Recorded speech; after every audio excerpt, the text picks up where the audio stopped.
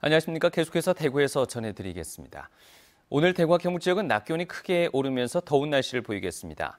아침 최저 기온은 대구 11.7도 등 4도에서 14.5도의 분포로 어제보다 2도가량 높았습니다. 낮 최고 기온은 안동 27도, 대구와 성주가 29도 등 25도에서 29도의 분포로 평년보다 3도가량 높아서 초여름의 날씨를 보이겠습니다. 미세먼지와 초미세먼지 농도는 보통 수준을 보이겠습니다. 밤사이에 공장 화재가 잇따랐습니다. 어젯밤 10시 25분쯤 성주군 용산리 가설재 제조 공장에서 원인을 알 수 없는 불이 나 공장 내부 100여 제곱미터와 도장 시설 등이 불타 4,700만 원의 재산 피해가 났습니다. 어젯밤 9시 20분쯤에는 칠곡군 지천면 스프링 제조 공장에서 공장 차단기 가열로 보이는 불이 나 1,500만 원의 재산 피해가 났습니다.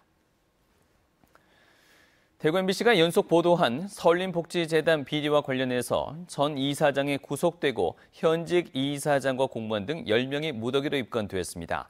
대구지방경찰청은 지난 2011년 2월부터 지방자치단체 보조금과 재단 수익금 등 7,500여만 원을 횡령하고 직원을 부정 채용한 혐의로 전 이사장 63살 A씨를 구속했습니다. 현직 이사장 56살 B씨는 내부 비리 등을 고발한다는 이유로 직원을 협박하고 명예를 훼손한 혐의와 개인정보보호법 위반 혐의도 받고 있습니다. 대구 북구청 공무원 C씨는 비리 투서를 받고도 재단 직원에게 정보를 알려준 혐의 등으로 입건됐습니다.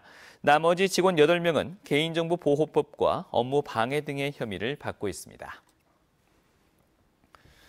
해외 연수 때 가이드를 폭행한 박종철 전 예천 군의원에 대한 첫 공판이 열렸습니다. 검찰은 박 전 의원이 일으킨 사회적 무리를 고려해서 징역 6월에 집행유예 1년을 구형했습니다. 최보규 기자입니다. 공무 국외 연수 중 가이드를 폭행한 혐의를 받는 박종철 전 예천군 의원의 첫 재판이 열렸습니다.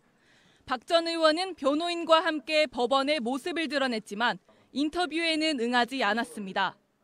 폭행 당시 영상이 안동 MBC를 통해 공개돼 때린 사실에 대한 이견은 없는 상황.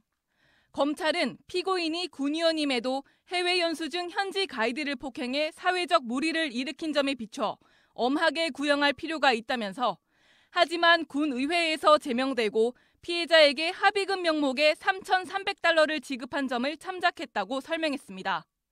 이에 징역 6월에 집행유예 1년을 구형했습니다. 반면 변호인은 누적돼 온 초선 재선 의원 사이의 알력이 우발적인 폭행의 배경이 됐다면서 이후 언론 보도가 잇따라 피고인은 행위 이상의 책임을 지게 됐다며 벌금형으로 선처해 주길 바란다고 말했습니다. 박 전 의원도 최후 진술에서 반성하고 있고 선처를 바란다고 밝힌 가운데 최종 판결은 다음 달 11일 있을 예정입니다. 폭행에 대한 재판 결과는 향후 진행될 의원 제명 취소 소송에도 간접적인 영향을 미칠 것으로 예측됩니다.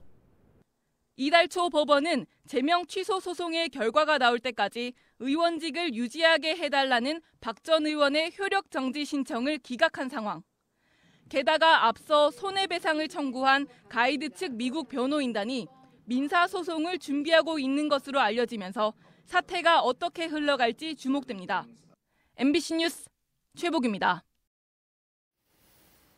국토교통부가 지난해 산업재해 확정 기준으로 건설공사 중 사망자가 많은 건설회사와 지역 등을 공개했습니다. 건설회사 중에서는 포스코건설이 10명으로 사망자가 가장 많았고 현대건설이 7명으로 뒤를 이었으며 GS건설과 반도건설 4명 순이었습니다. 사망 사고가 발생한 지역별로 보면 경기도 화성시가 14명으로 가장 많았고 경기도 고양시, 용인시, 경남 창원시가 11명으로 뒤를 이었으며 포항에서도 10명이 숨진 것으로 나타났습니다. 이상으로 MBC 뉴스를 마치겠습니다. 고맙습니다.